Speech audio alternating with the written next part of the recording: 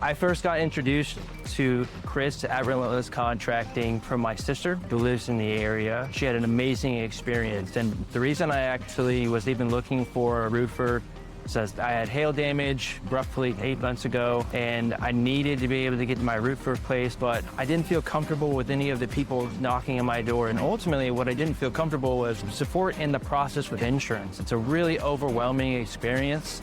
And when I called Chris out, we talked and he gave me a lot of information about the process, how he and his team would help me in the insurance process to make sure that insurance has everything.